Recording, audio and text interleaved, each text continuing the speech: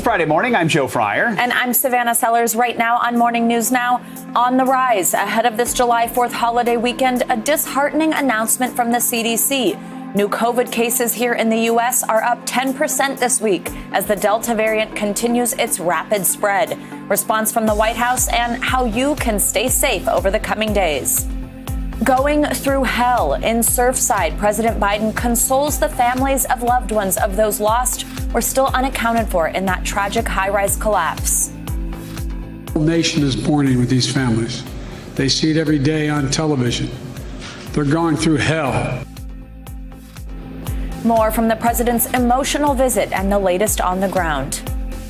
Off the books, deepening trouble for the Trump family business as the organization and its finance chief, Alan Weisselberg, are charged in a sweeping 15-year tax dodging scheme, all to compensate top executives. We'll dig deeper into the rocky past of the former president's company.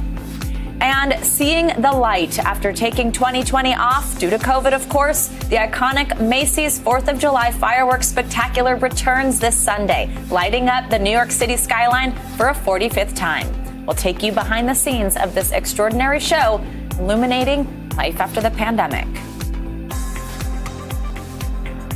And we're wishing you all a happy 4th of July weekend. Yeah, no matter how you're celebrating. Yes. Hopefully with fireworks. Yeah, hopefully with fireworks. And depending on this news we're about to talk about, maybe still distancing, masking, that type of thing. Yeah, it's serious. Yeah, that's where we're going to begin this morning with these new concerns about a coronavirus resurgence as we head into this holiday weekend. The CDC says nationwide new cases rose 10% over the last week. A quarter of those cases are being linked to what doctors are now calling the hyper-transmissible Delta variant. The rise comes as millions of Americans get ready to celebrate the 4th of July with pre-pandemic level traffic expected on the roads and at airports. The country is on track to fall short of the president's 70% vaccination goal by July 4th, which is, of course, only 2 days away. The Delta variant is predicted to be the second most prevalent variant in the United States, and I expect that in the coming weeks it will eclipse the Alpha variant. Any suffering or death from COVID-19 is tragic. With vaccines available across the country, the suffering and loss we are now seeing is nearly entirely avoidable. Now, AAA predicts that a record 48 million Americans will be traveling over this holiday weekend despite concerns over the Delta variant. If you're comfortable traveling by plane or going on a cruise, then, have at it. We do recommend, follow CDC guidelines, and it would be better if you're fully vaccinated before you go. Let's bring in NBC News medical contributor Dr. Kavita Patel. Dr. Patel, who I think would very much agree with that last point that you should probably be vaccinated before you go and do something like that. So let's talk about this. Knowing how fast the Delta variant is spreading, do you think it's safe to travel this holiday weekend? I mean, we just heard there from AAA, have at it. But what do you think? Or are we risking a resurgence of the virus? Yeah, good morning, Savannah. You are absolutely right that if you are unvaccinated, you should get vaccinated. And if you're unvaccinated, I'll double down and say you are the one most at risk of having not only yourself as an individual be sick, but potentially becoming a spreader and causing the resurgence. So if you are fully vaccinated and 2 vaccine doses or 1 vaccine dose with Johnson & Johnson, you are protected from the Delta variant. What we don't know, Savannah, is, but we believe that if you are vaccinated, that you're less likely or not likely at all to give it to someone, even if you don't have symptoms. But we're still waiting for that data. So I think if you're in a mixed household where you're vaccinated, your kids aren't, or someone else is not, you have to kind of just think about adapting your plans. But if you're fully vaccinated, you can be confident that the vaccine will keep you safe. Now, let's be clear, it keeps you safe from hospitalization and death, which is very important. If you're personally worried about even just being positive without symptoms because you're just concerned about what that means for you as an individual, then of course it makes sense to avoid crowded areas that are indoors with people who you do not know are if they're vaccinated or not, and if they're not wearing masks. So I think that's how you need to approach the weekend. You're safe, but it depends on how much appetite for risk you have as an individual, how safe you want to celebrate. And doctor, you mentioned those mixed households. So if you are one of those 48 million people that AAA is predicting is traveling and you have, let's say, young kids who are unvaccinated, what are some things that those families can do to stay safe?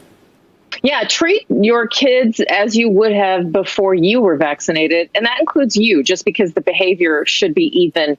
You are protected as a parent or family member if you're vaccinated, but they need to be masked. And it's also just a good idea for you to be masked so that they see and model the behavior. They should opt for, if you're in a plane or in a train, they should make sure that they do not take their mask off, even if it's to eat or drink. Try to do that before you get on the plane. And then also try to just make sure you have few points of contact with people who you don't know their vaccine status. That's it. We know that they're enforcing masks at public transportation sites, but Savannah, I've been to airports, you've been to airports. It's not totally even. So treat the situation like it could be high risk by keeping them masked, keeping them distanced. And just remember, outdoors, even if you're taking your kids someplace to celebrate fireworks, outdoors is great. Watching fireworks outdoors, if possible, with open air circulation is the best thing you can do, and to be safe and have fun. All right. Well, there you go. That does sound fun. And doctor, now as we talk about this and as these concerns with the Delta variant keep getting more and more heightened, we know that we're really seeing these resurgence in these pockets where people are not vaccinated. And at the same time, the U.S. is likely to fall short of the president's July 4th vaccination goal. How concerned are you by that, and what needs to be done? How can we keep ticking up in our vaccination rate? Yeah, I'm very sobered by the statistics the CDC shared that a third of U.S. counties, that's 1,000 counties in the United States, that have very low vaccination rates, to your point. So I do think that we need to start, honestly, we need to start taking this neighbor to neighbor. You know, we don't need to shame people, but we just need to try to kind of model, I got vaccinated. Hey, have you been vaccinated? Do you have any concerns? Talk about your experience. You don't need to be a doctor to talk about your personal experience. And then also, if that person is willing, I actually would recommend people take them to a site that can get vaccinated. The best way we're going to do this is one-on-one. I also think that any health professionals listening, start asking about vaccine status almost as part of a vital sign. When you're checking a person's blood pressure, asking about their heart, checking their heart rate, asking about any symptoms they're having, just say, and have you had the COVID vaccine yet? And then without any judgment, just start talking through, hey, do you have any questions? So this is a great weekend to encourage Americans to walk into any one of our clinics or pharmacies and try to advocate to help them. And remind people, individualism does not end a pandemic. We're going to do it by acting as a community. And we're lucky, Savannah, we have vaccine, as you heard, all across the country available. But if we continue at this pace, if we do not continue to fight to get more Americans vaccinated and fight the myths and misinformation, there are models that estimate that we could see as many as 32 million more people infected over the next year, and those will largely be unvaccinated individuals. Yeah, and Dr. Patel, just to push that point one more time, there's also the stat that 99% of COVID deaths right now are in unvaccinated people. Can you just remind us of that importance of the vaccine in terms of it really preventing that serious illness and death? Yeah, absolutely. I mean, I can just tell you personally, one of the deaths we've seen in our hospitals in the last 2 weeks, all unvaccinated, and even severe hospitalizations, all unvaccinated individuals. So the 3 vaccines that we currently have been almost 100%. It's stunning. I've never seen a vaccine that performs this way. 100% at preventing death and close to 100% at preventing, to your point, serious hospitalization. So the most common pushback I get when people don't want to get vaccinated, and I cite that statistic, is they say, well, I'm young and I'm healthy. I'm not going to die anyway. And I'm here to tell you, even young, healthy people are part of that statistic. So you are not immune, even if you think you're young and healthy, from the coronavirus. Part of that statistic, and they are a growing number of that statistic. Yeah. Dr. Patel, thank you so much, and happy 4th. You too. Let's stick with the holiday theme here. I'm going to check on your morning news now weather and the 4th of July weekend forecast. Hello, Bill. Good morning. Happy almost 4th. Hey, good morning. I'm going to tell you guys right away, I'm burying the lead, and it's going to be at the very end. Okay. I know it's a TV sin to do that, but just telling you right now. Okay. I like a surprise. What do you got first? So now I got you hooked.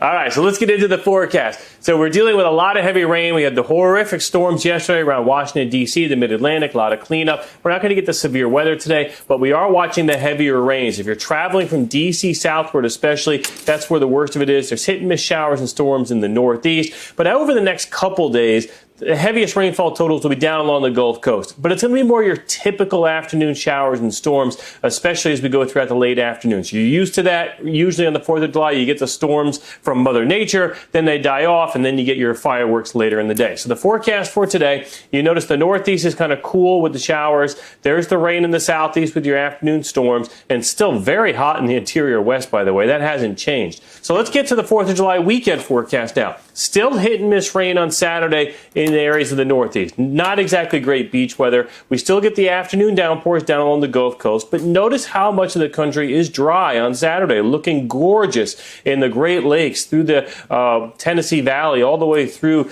the Midwest. And then on the 4th of July itself, the sun finally returns, claps all around for areas in the Northeast, a little bit of showers and storms down along the Gulf Coast. And then for the actual Monday, the observance day of the 4th of July, looking pretty nice in many areas. But here's where I buried the lead. We are watching Elsa in Florida on Monday, of all places. So the fireworks forecast, again, not bad throughout much of the country. All eyes this weekend, especially if you're in the Gulf Coast or in Florida. Keep an eye on what happens with Tropical Storm Elsa. This is expected to be near hurricane strength by the time we get through Saturday and Sunday. It's going to cross Cuba, which has some pretty significant mountains, which should weaken it, but we don't know how much at this point. And then it should be somewhere over Florida come Tuesday into Wednesday. And so, yes, Tropical Storm Elsa should be somewhere near Disney World by the time we get to early next week. Wow. That is the lead. They won't be frozen. Yeah, exactly. All right, thanks, Phil. We'll see you next hour. The Trump Organization and one of its top leaders are pleading not guilty in a massive fraud case after being charged just yesterday. Prosecutors are accusing the company of running a 15-year tax scheme in all the organization, and its longtime CFO, Alan Weisselberg, faced 15 charges, including allegations of tax fraud and allegedly falsifying business records. Prosecutors call it an orchestrated scheme to compensate executives by giving them secret perks off the books so they would not have to pay taxes. Weisselberg turned himself into the Manhattan DA early yesterday morning. He was arraigned and ordered to surrender his passport. Here to break down what happened in that Manhattan courtroom is NBC News correspondent for investigations Tom Winter and NBC News legal analyst Annie Savalos, all helping us make sense of those charges. Good morning to both of you. Thanks for being here. So, Tom, I'll start with you. Walk us through what happened yesterday. 15 charges here, not just a few. What has the Manhattan DA brought here? Good morning, Savannah. Essentially, what the Manhattan DA is saying is that they received, as Joe was alluding to, these off-the-book payments. It's completely legal if you were to get a perk from a corporation that's maybe not in the form of a paycheck. So if NBC wanted to give me a car, Chevy Tahoe, they could give me one and I would not have to, and that could be part of my compensation. But where the Trump Organization erred and we're on the wrong side of the law, according to the Manhattan District Attorney's Office, and where Alan Weisselberg ran afoul of the law, according to the DA's office, is they did not properly account for it. They did not properly account for it in the corporation, and Alan Weisselberg did not properly pay his taxes. So, Danny, this was a years-long investigation that led up to this day in court. What do you make of the DA's case based on what you saw? How strong is it? Building on Tom Winter's analogy, it's in a way the allegations are even worse than that. It would be like if the NBC brass came to Joe and Savannah and said, hey, listen, instead of your paycheck, just take the money out of the vending machine and we'll lower your salary and just don't tell anyone about it. I mean, that's a silly example, but that's almost what's alleged in this indictment. It's that kind of chicanery and that kind of fudging the books. And by the way, it's not by a lower level employee. In many cases, allegedly, the person signing these checks was the CFO, Alan Weisselberg. So it's going to be very hard for him to claim in court, I saw no evil, I heard no evil. Right. I'm not sure how much money there is in our vending machines, Yeah, by the way, in case. I don't know if I'd take that deal. I know. But I mean, the point is really just that it's not like it was like a car as a perk here or there. I mean, that's really what this laid out here. So what, Tom, can the Trump Organization's defense be here? I mean, how are they pushing back against the indictments? Well, I think Danny's kind of already alluded to the fact that, yes, when you have yourself signing the checks when Alan Weisselberg was directly involved in this, according to the indictment, when they ran two sets of books, I think that's incredibly incriminating. According to the charges, they essentially had a way of accounting for these gifts and off the books compensation is a whole separate ledger. So I think that's particularly incriminating. So far, the Trump Organization, who has pleaded not guilty, Alan Weisselberg, who has pleaded not guilty, he's vowed to fight the charges. The Trump Organization has attacked this as some sort of a political indictment, something that the Manhattan District Attorney's Office in court refuted yesterday. But they're really attacking the entire indictment from a political standpoint. And speaking of politics, Tom, Danny, I want to ask you both a question about how this could impact former President Trump. I'd like to note Donald Trump was not indicted yesterday. Now, here's his niece, Mary Trump, on Rachel Maddow last night. Unlike other people close to him who are probably extremely nervous, I don't believe Donald will be, because he's been getting away with this sort of thing for so long that he must feel immune. Because he always has been. These are the kinds of charges that could have been leveled against him and other people in my family decades ago. So, Tom, first to you, what do these charges mean for the former president? You know, Joe, the president, based on my reading the indictment, is actually not within the indictment. What I mean by that is when Michael Cohen pleaded guilty, there was a individual one who was publicly identified as the president that really brought him into the charges, brought him into what was alleged there and what Michael Cohen pleaded guilty to. We don't see that here in these court papers. So immediately there's no legal risk. However, what is the potential legal risk now that the Manhattan District Attorney's Office has his taxes and perhaps have somebody who eventually might want to cooperate in Alan Weisselberg? Time will tell. Danny, what do you think it means for the former president? How many times in the past 5 years have we said the phrases, the walls are closing in, or this guy indicted knows where the bodies are buried? And yet, like Groundhog Day, here I am again. But I have to believe, after a year and a half, if the New York DA's office had the goods on President Trump, he would have been the ultimate trophy on the wall, and they would have indicted him. If they had that information yesterday, I think we would have seen his name. Maybe they just don't. All right. Tom Winter, Danny Savalos, the best of the best here to walk us through this. Thank you so much. Search and rescue efforts have resumed at the site of the partially collapsed condo building in Surfside, Florida. Operations stopped earlier on Thursday because of safety concerns over the building's stability. Also yesterday, President Biden visited the town and told grieving families the country stands with them. The whole nation is mourning with these families. They see it every day on television. They're going through hell. And those who survived the collapse, as well as those who are missing loved ones. Jill and I wanted them to know that we're with them and the country's with them. Our message today is that we're here for you as one nation, as one nation. NBC News correspondent Ellison Barber joins us now from Surfside. So, Ellison, this was an emotional day for the president and for the families, largely because President Biden spent 3 hours with those impacted by this tragedy. What more can you tell us about his visit? Hey, Joe. Yeah, so President Biden started his day thanking rescuers for the work that they are doing, encouraging them to keep going. And he ended the day visiting a makeshift memorial that's not far from where we are standing. The president spent, as you said, about 3 hours meeting with the families impacted by this, just sharing in their grief, trying to comfort them and listening to what they had to say. Biden's own personal grief is something most of us can never imagine. And he, of course, drew on that here as he tried to comfort hundreds of families. Our colleague Mike Nimbley asked the president what he told those families about the likelihood of survivors at this point in time. Listen to what the president said. One of the things that the local FEMA personnel, as well as the local first responders, did is they took all of the families to the site to see what it looked like up close. And they're all realists. They know that the chances are, as each day goes by, diminish slightly.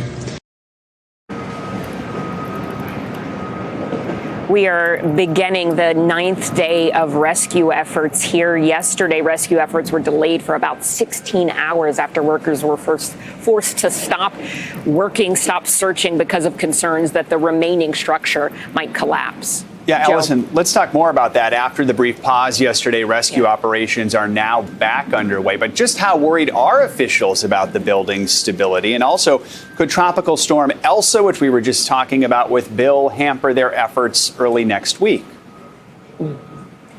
Yeah, so officials are watching that storm very closely. Of course, they say that right now they do not expect there to be any impacts, at least through Saturday. But obviously, with a storm like this, they move, things change fast.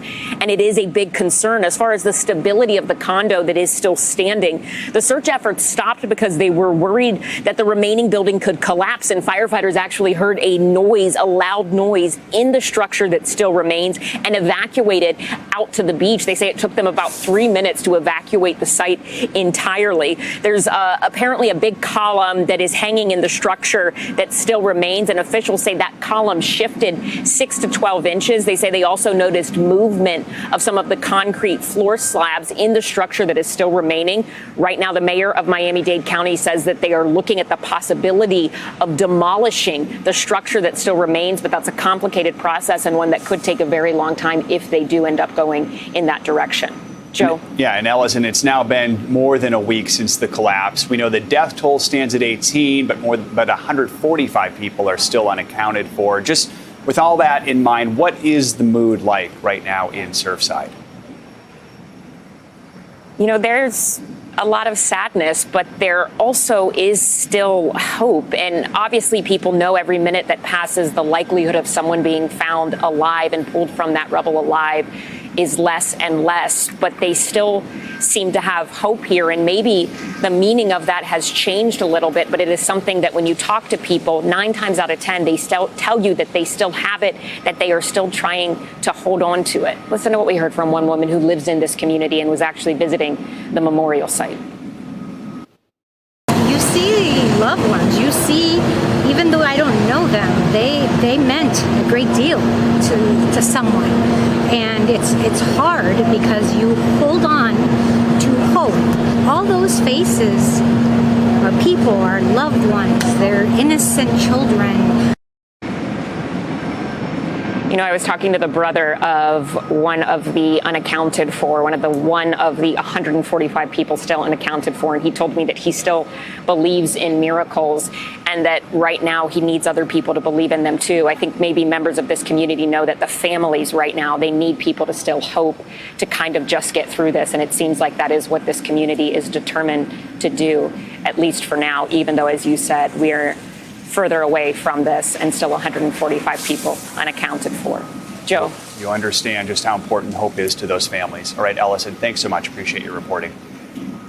Back. Coming up, U.S. troops have now withdrawn from the military's largest airbase in Afghanistan. An update on President Biden's push to diminish our presence in the region by 9/11 up next.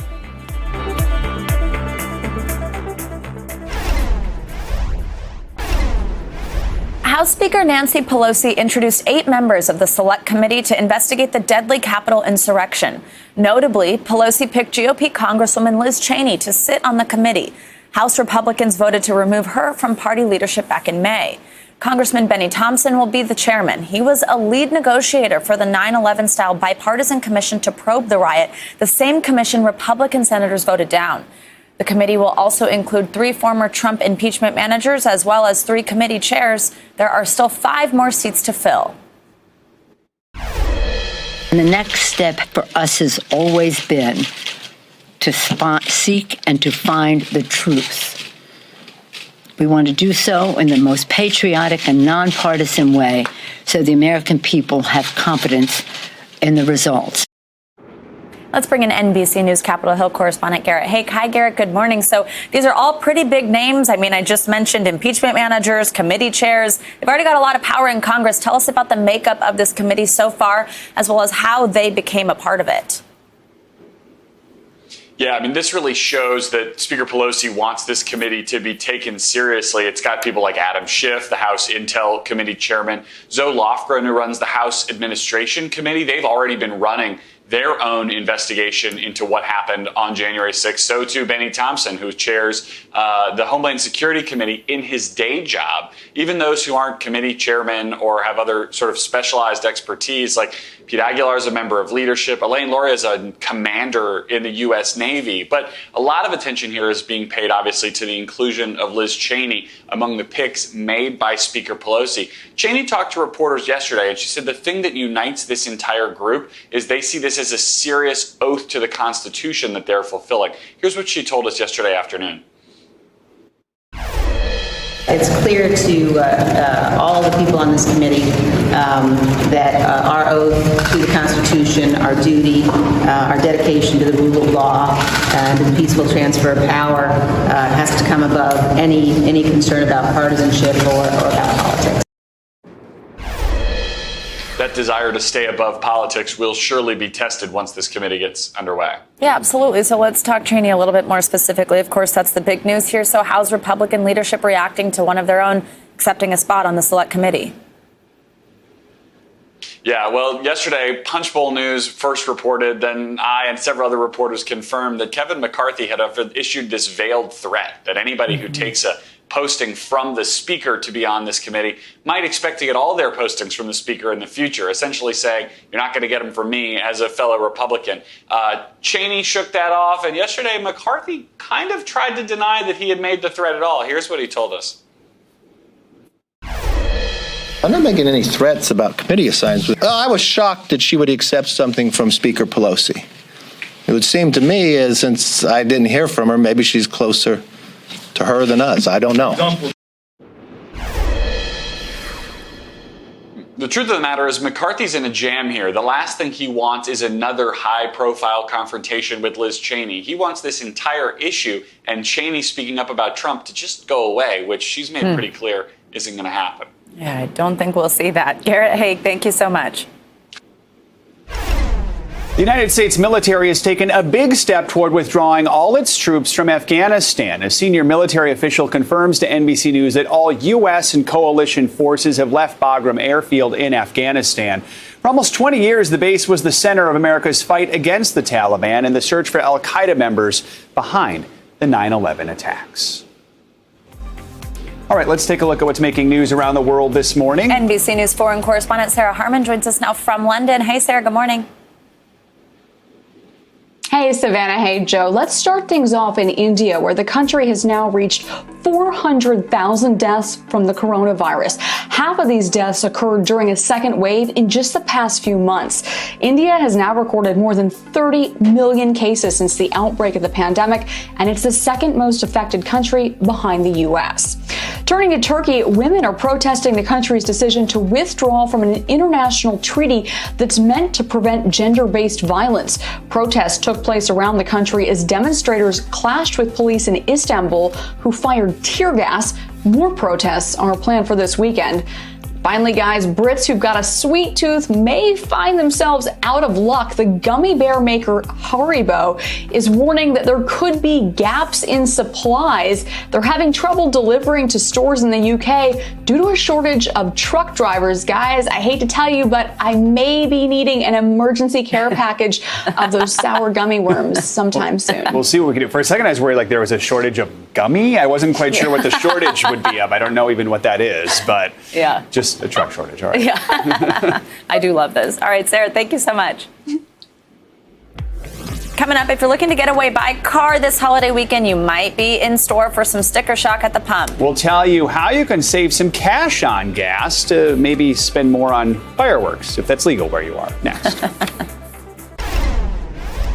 The race into space between billionaires Jeff Bezos and Sir Richard Branson is heating up. Virgin Galactic announced that Branson will go into space on July 11th on a test flight. It will be Virgin Galactic's fourth test space flight and the first with a crew of 4 rather than just 2. That means Branson will be 9 days ahead of Amazon founder Jeff Bezos, who's blasting into space on July 20th alongside his brother. By the way, Elon Musk has not announced a date to go into space himself, despite the fact his company, SpaceX, is really the biggest player in the commercial space sector right now. So Bottom line, these billionaires are very competitive. Yeah, a lot of rich guys just sending themselves up there. All trying. Do you think Bezos is mad about this? I wonder if he's going to move up his date now. Yeah, Who knows I know what's going to happen? Maybe they'll be on the same morning. Is that even possible? Competitive. Who gets better ratings? All right. Can we do a split screen of both of the liftoffs? All right, Joe, thanks. Yep. More than 43 million people are hitting the road this weekend to celebrate the holiday. Total travel is up 5% compared to 2019. But the cost of gas is also on the rise, soaring past $3 a gallon, the highest for this time of year in 7 years. MSNBC anchor Yasmin Vasugian joins us now from a 7-Eleven on Long Island. Yasmin, good morning. All right, what are prices looking like? Show us what's it there at your station and why is this happening? So you can see it right behind me, Savannah. If we can push it a little bit. It's interesting, right? Because if you're further out on the island, the prices are even higher here. You see $3.14 for regular unleaded. If you're in New York City, for instance, it's also a lot more expensive. So it really depends on where you're at. But what's happening kind of overall is OPEC nations sticking to an agreement that they had made when it comes to exports. There's also an underestimation when it's coming to demand for crude oil. So, for instance, you got a lot of people out on the road. The demand is a lot higher. People have been stuck indoors for 14, 15 plus months because of the pandemic. They're now wanting to venture out, of course, celebrate the 4th of July holiday. They're on the road. You talked about the numbers, 44 million Americans out on the roads traveling over the next 4 or 5 plus days. That is 90% of travelers overall. That is up 11 million people from this time last year. So many of us still stuck indoors this time last year because of the pandemic. Now they're out and about. They're wanting to celebrate the 4th of July holiday. So because of that, oil prices, Savannah, are higher. Yeah, and AAA's estimate is up to even 48 million Americans traveling. So it's just a lot of people on the roads, in the skies. What advice do you have for people to save money, Yasmin? How can you save on gas this weekend?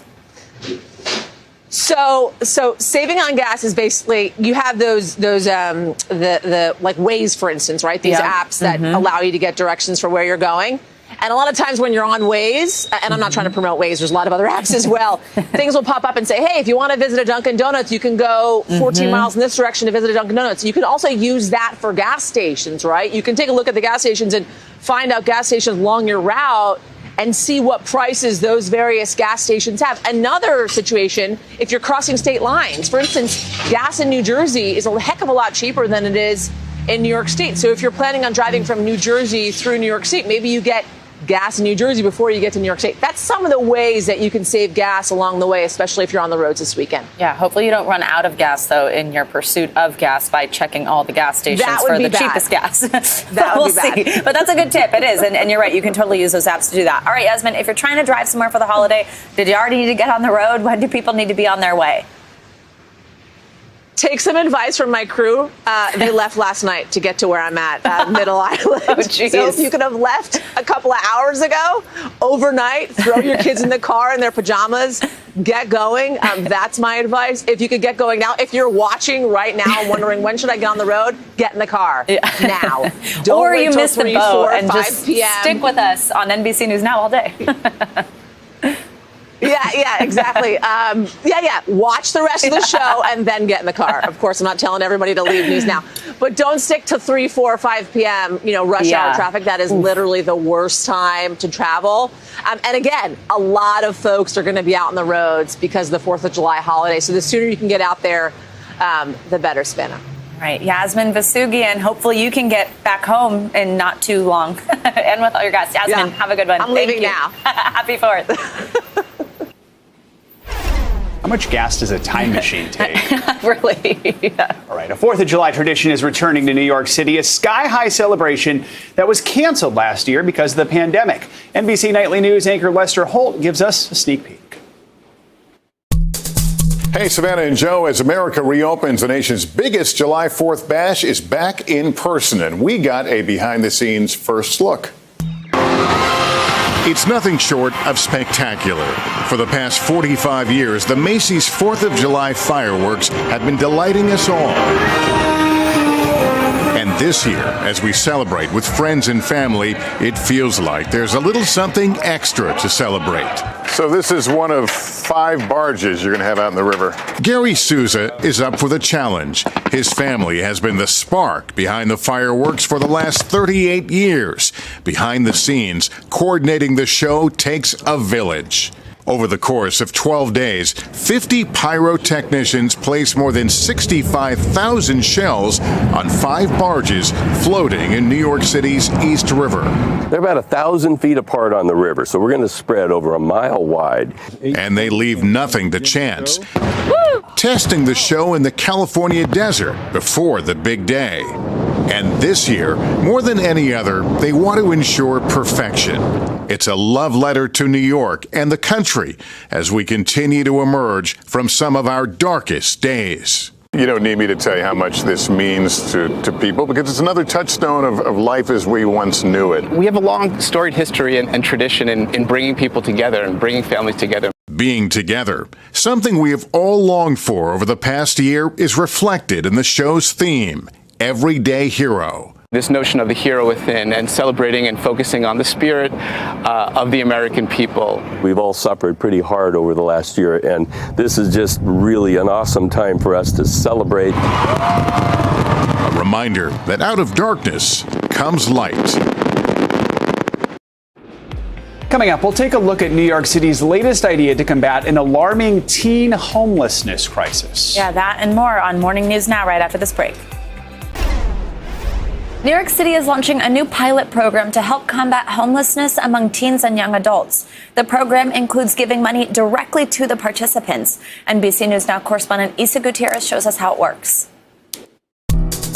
About 1 in 10 young adults experience some form of homelessness in a year. When we talk about young people experiencing homelessness, we're talking about 40% of them identifying as LGBTQ, 96% of them are youth of color. On any given night in New York City, we're talking about upwards of 4,500 youth and young adults that are homeless just in the 5 boroughs. Young adults are experiencing homelessness at an alarming rate. Why? Lack of support and lack of access to necessary resources. I was homeless for about 7 years on and off. And I remember the biggest issue that I had was I didn't have any money. And I always had to choose between having money and having somewhere to stay. To address this, New York City is piloting a program called the Trust Youth Initiative. It's a direct cash transfer study designed to put cash straight into the hands of young adults experiencing homelessness. Many rigorous evaluations that have shown that direct cash assistance, often with optional supports and services, is not only an effective way to help people improve their well-being and get their basic needs met, but it's also a cost-efficient way. The mayor's office, in partnership with an organization called Point Source Youth and Chapin Hall at the University of Chicago, says it's committed to ending young adult homelessness, quote, once and for all. It's around $30,000 sent over 24 months, so it's a 2-year program. The program will begin this fall. This first phase will consist of 30 to 40 young adults aged 18 to 24 experiencing homelessness who will receive payments of $1,250 a month with different options for installments. It will cost the city about $1.2 million over 2 years. Based on recent estimates from the Coalition for the Homeless, it would take about twice as much money to house the same number of single adults in New York City's emergency shelters. Especially unique is that these young people get to decide how they receive those payments and how often. We're being flexible in the form that people could receive that payment, right? Like people can opt in for Venmo, PayPal, a debit card, direct deposits. And what works best is trusting youth, getting out of their way, asking them what they want, not expecting them to go to adult-driven, right, oftentimes white-led service providers that the best of them, right, are not young people. Kay and Maddox are 2 of the young people who helped design this program and will continue to consult throughout it. Both have experienced homelessness. There was times where I had a job, but I had to hop the train and I got arrested 2 weeks in a row and I lost that job, right? Now I'm back to square one. I don't have money, and to give people money and it's giving them the support, it's giving them what they need and what they're not going to have, access to in societies. In addition to cash, the program will offer optional services to participants as well, including career coaching, connection to care, peer support, housing navigation, or financial advice. Because all of a sudden you're going to be having an amount of income that you may never had before, right? So you can have somebody to guide you on how you want to spend that money. The research team at Chapin Hall will be following the 30 to 40 young people throughout the program. We're going to be conducting surveys and capturing young people's experiences through interviews. And replying to concerns the money with no strings attached won't be well spent. There's a lot of negative perceptions around deservingness that are rooted in racism and classism. And for this study specifically, adultism, this is about giving people an equal playing card, right? So that they can have regular income to find stability in their own lives. Feedback from the recipients will be the key to measuring the program's success. It is really just exciting to see where we are now. I can't wait for this program to start. Coming up, we're talking about the COVID learning slump, the result of kids losing all that time with their teachers during the pandemic. The expert advice on how to beat it and get kids back to where they should be. Next.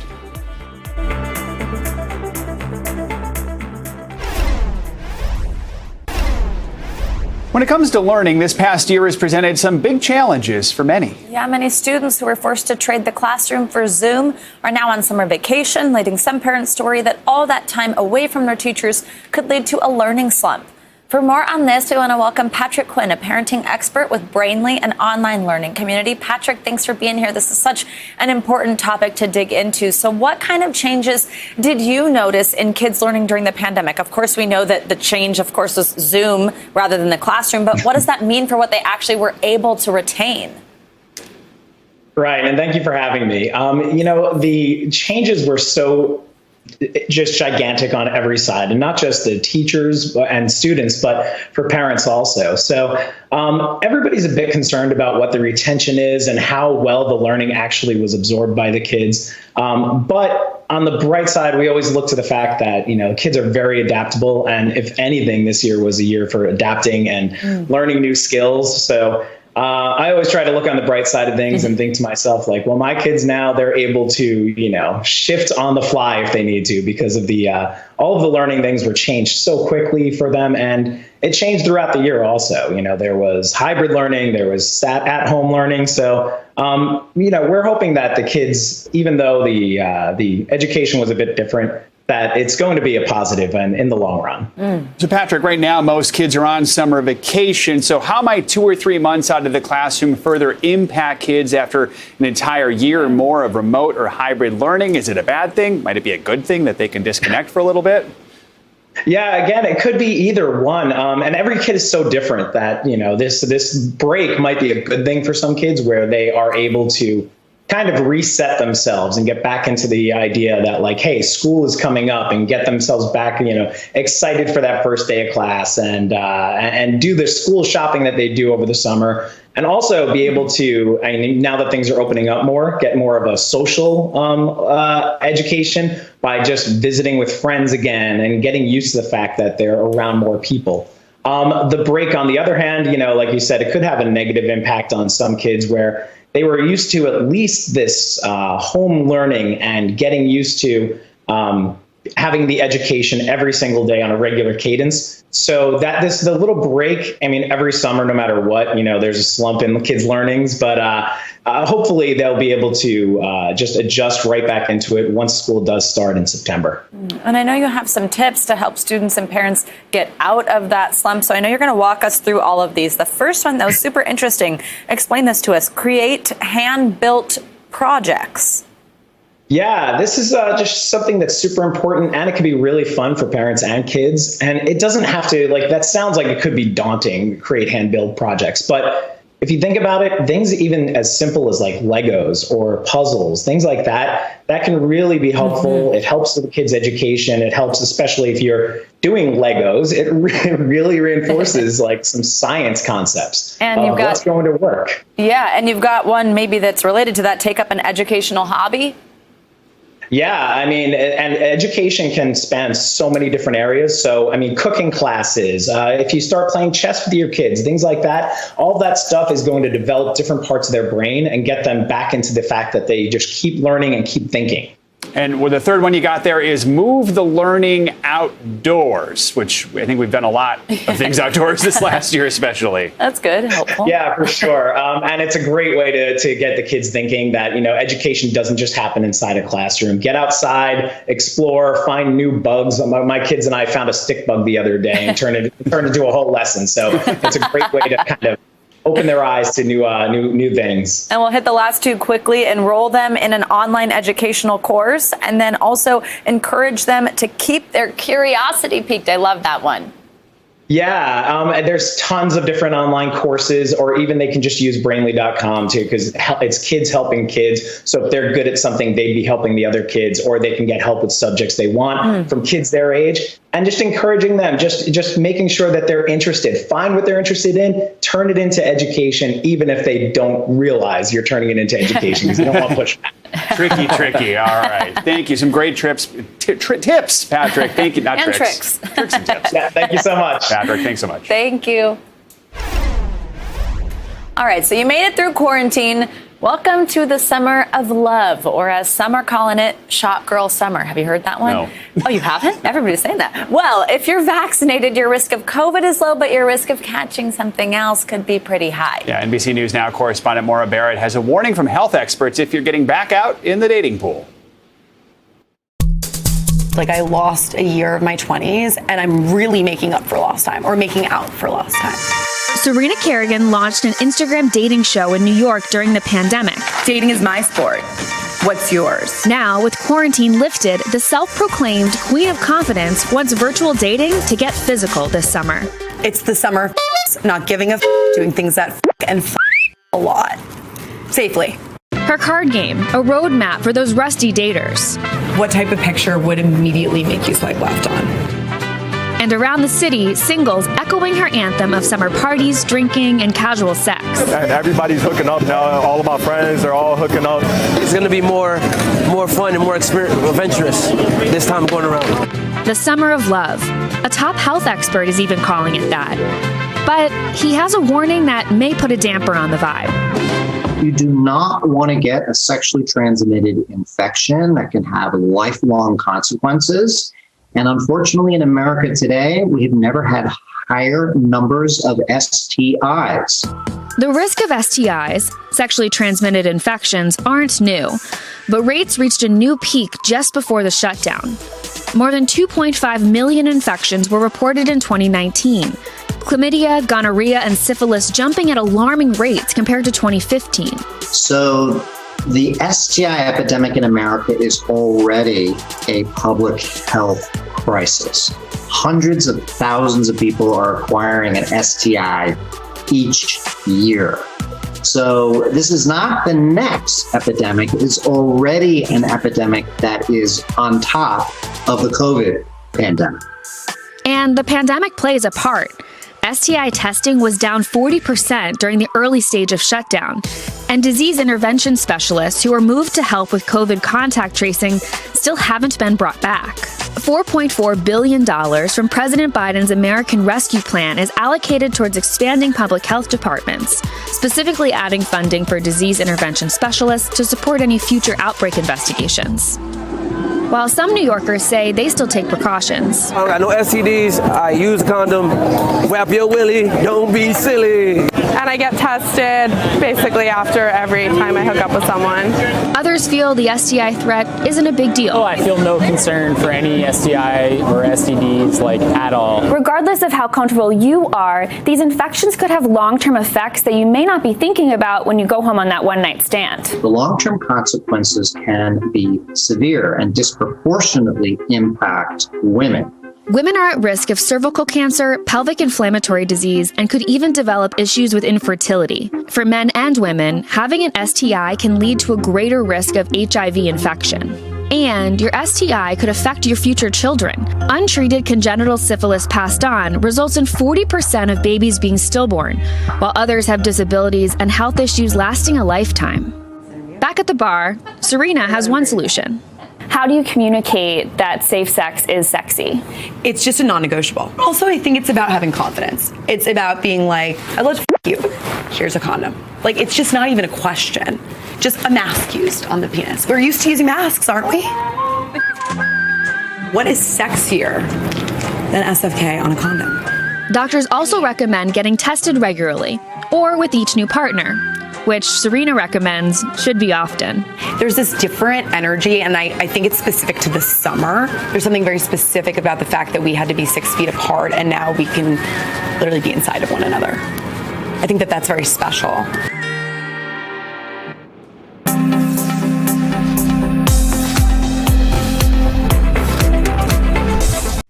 Hey, NBC News viewers, thanks for checking out our YouTube channel. Subscribe by clicking on that button down here and click on any of the videos over here to watch the latest interviews, show highlights, and digital exclusives.